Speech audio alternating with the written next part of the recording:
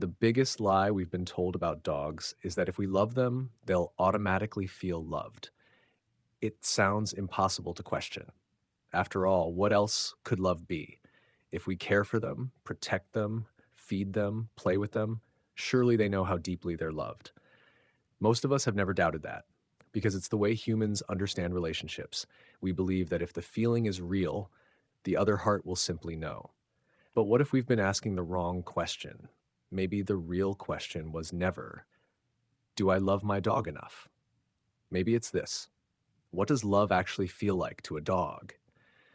The answer may be very different from what we've believed for most of our lives, not because we've loved our dogs the wrong way and not because we've failed them, but because we've been trying to speak the language of humans to an animal that experiences the world through an entirely different language, a language that isn't built from words or intentions or even affection alone. It's built from moments, patterns, feelings, and the world we create around them every single day.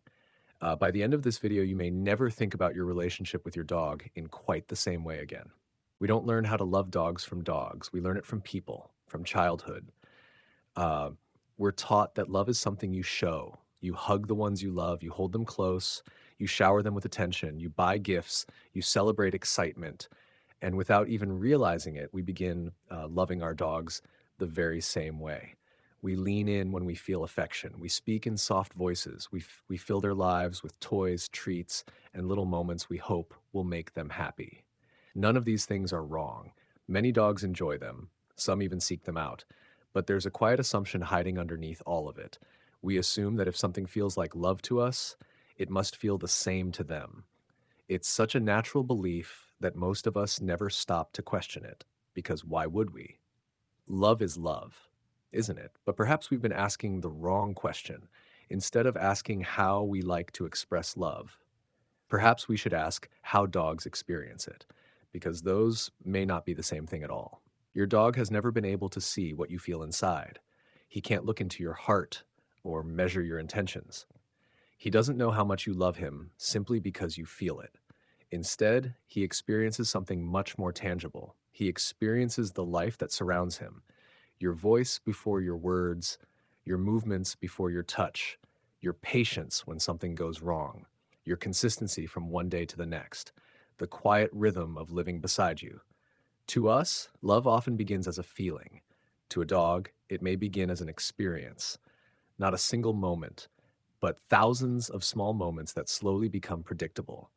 Over time, those moments begin to answer one simple question: is this world safe? Because every day your dog is learning something about life with you, not from grand gestures, not from special occasions, but from the ordinary moments that happen again and again and again.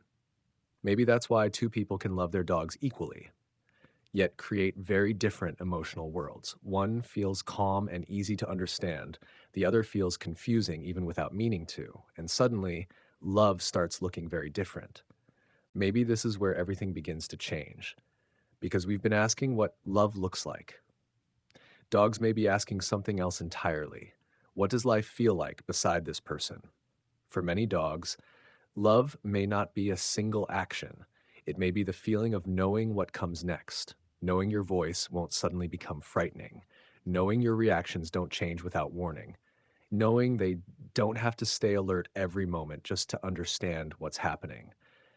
Think about the moments when your dog seems completely at ease, not running, not playing, not asking for anything, just quietly resting while you're reading, following you from one room to another without needing attention, closing their eyes because nothing around them feels uncertain. Those moments rarely look dramatic, but they may tell us something important. Perhaps love doesn't always feel exciting. Perhaps for many dogs, it feels peaceful. Maybe we've been asking the wrong question. Instead of asking, how can I show my dog more love? Perhaps we should be asking, what kind of world does my dog experience because I love them? I don't think relationships are built in the moments we remember most. I think they're built in the moments we almost forget, not because those moments are bigger, but because they happen again and again and again. Your dog isn't deciding whether to trust you based on one perfect day, or one wonderful walk, or one special gift. A relationship grows much more quietly than that. It grows through hundreds of ordinary experiences that slowly begin to fit together. The way every morning begins, the way every goodbye ends, the way you respond when something unexpected happens. None of these moments seem important on their own, but together, they become the story your dog lives every day. And over time, that story begins to shape expectations, not just about what will happen next, but about what life beside you usually feels like.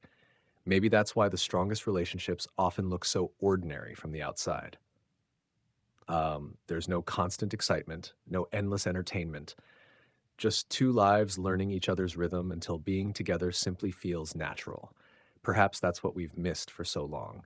Love isn't built in extraordinary moments, it's quietly written into the ordinary ones every single day. Sometimes, without realizing it, we make love harder to recognize, not because we care less, but because life becomes noisy. One day we're patient, the next day we're distracted. Some mornings we smile when our dog comes close, other days we barely notice. We don't mean to send mixed messages, we're simply being human.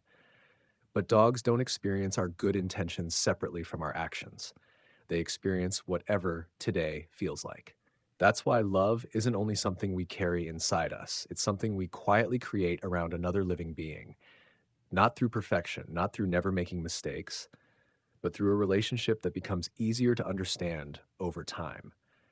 A relationship where today's version of you still feels familiar tomorrow, where your dog doesn't have to keep guessing who you'll be when they walk into the room. Maybe that's more comforting than the biggest hug,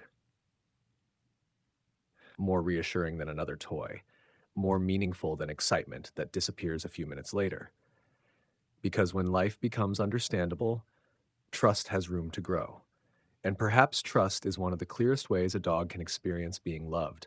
You probably don't need to love your dog more. You may simply need to help your dog experience that love more clearly. That doesn't require grand gestures. It often begins with noticing the moments you've passed by 100 times before. The way your dog looks at you before making a decision. The way they settle beside you when the house becomes quiet. The way they relax when they know what comes next. These are not moments to control, they're moments to understand. Perhaps the greatest gift we can give our dogs isn't a more exciting life. Perhaps it's a life that feels easier to trust, one where our actions become easier to read, our reactions become easier to predict, and our presence becomes a place where they can truly rest. Maybe that's the language your dog has been speaking all along, not asking for more, not demanding perfection, simply inviting you to see the world through different eyes. Because understanding doesn't begin when we teach our dogs something new. Sometimes it begins when we're finally willing to learn from them. Remember the sentence we began with? The biggest lie we've been told about dogs is that if we love them, they'll automatically feel loved. Perhaps the lie was never about love itself. Perhaps it was believing that love only needs to be felt and not understood.